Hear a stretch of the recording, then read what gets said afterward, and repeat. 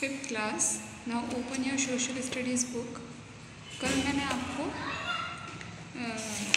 बताया था क्लाइमेट क्या होता है और क्लाइमेट को कौन कौन से फैक्टर्स जो होते हैं वो इन्फ्लुएंस करते हैं, जो होते हैं distance from the equator, height above the sea level और altitude, distance from the sea, direction of the wind and temperature and rainfall.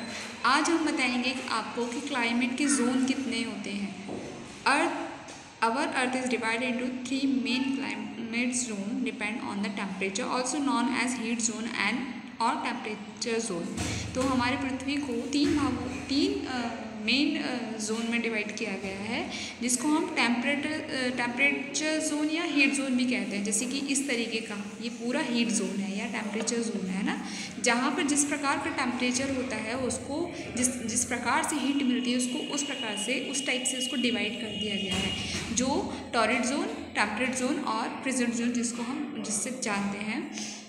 चलो हम पढ़ते हैं कि जिस एरिया में जिस प्रकार से सूरज की सन रेजेस पड़ती हैं उस प्रकार से हीट जोन को बताया गया है कि कैसे क्लाइमेट जोन हमारे पृथ्वी पर किस तरीके का क्लाइमेट है। तो फर्स्ट है हमारा torrid zone. Torrid zone also known as the tropical zone. Torrid zone को ट्रॉपिकल जोन भी कहा जाता है, क्योंकि यहाँ मतलब ये जो इक्वेटर के थ्रू इसको जब डिवाइड किया गया है तो यहाँ पर tropic of cancer and tropic of capricorn इस एरिया में, और जिसके हमारे भोपाल में भी सांची के पास एक जाते हैं तो वहाँ पे भी ऐसे ट्रॉपिक ऑफ कैप्रिकॉर्न निकली हुई है, आप देखना है ना। तो ऐसे बताते हैं कि ट्रॉपिक ऑफ कैंसर यहाँ से होकर गुजरती है, ट्रॉपिक ऑफ साउथ में, नॉर्थ में tropic of cancer and south में इसके tropic of capricorn. This zone receive maximum heat. तो ये जो जोन होता है सबसे ज़्यादा हीट रिसीव करता है, सन रेसेस सबसे ज़्यादा यहाँ पर पड़ती हैं और यहाँ पर इसी गर्मी की वजह से यहाँ पर बारिश भी बहुत होती है।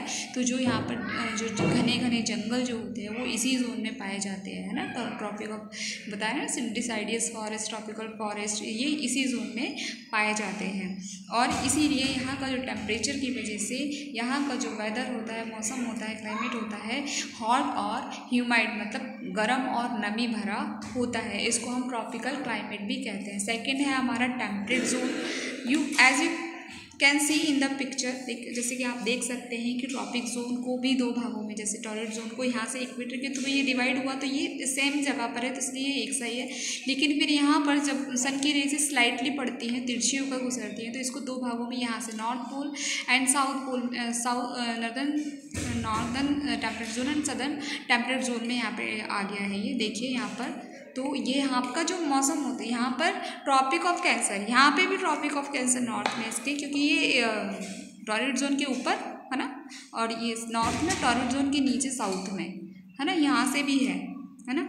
तो इक्वेटर ट्रॉपिक ऑफ कैंसर, और यहाँ के ऊपर देखिए, इसके ऊपर आर्कटिक सर्कल है ना, इसके ऊपर आर्कटिक सर्कल है और इसके यहाँ पर साउथ में अंटार्कटिक सर्कल है। तो यहाँ का जो वेदर होता है ना तो गर्म होता है और ना ठंडा होता है। और यहाँ पर जैसे कि यहाँ का जो वेदर होता है, क्लाइमेट होता है, वो ऐसे होता है कि यहाँ पर गर्मियों में बहुत ज़्यादा गर्मी पड़ती है, ठंडियों में बहुत ज़्यादा ठंड पड़ती है ना। थर्ड है हमारा फ्रिजिड जोन।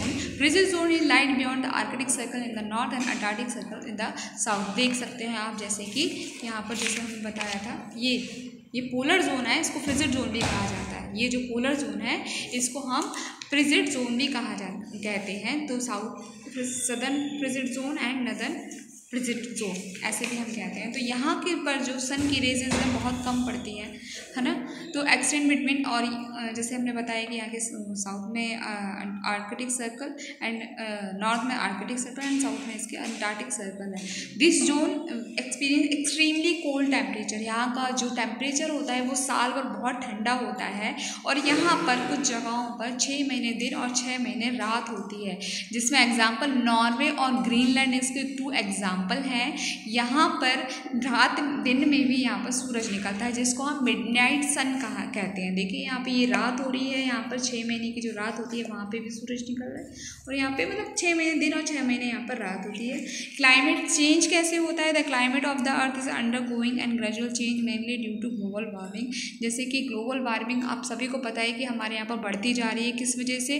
कि हमारे जो ऊपर पृथ्वी के ऊपर एटमॉस्फेयर में एक ओजोन लेयर है, उसमें जो होल हो गया, उसकी वजह से गर्मी बहुत ज़्यादा बढ़ने लगी है। और ग्रीन इफेक्ट्स जो मतलब due to greenhouse effect ये हम आगे के चैप्टर में पढ़ेंगे किस कारण से ये हमारे क्लाइमेट हमारा चेंज हो रहा है, क्योंकि हमारे एनवायरनमेंट को बहुत नुकसान हो रहा है। उससे हमारा टेम्परेचर पे भी, हमारे क्लाइमेट पर भी बहुत ज़्यादा प्रभाव पड़ता है।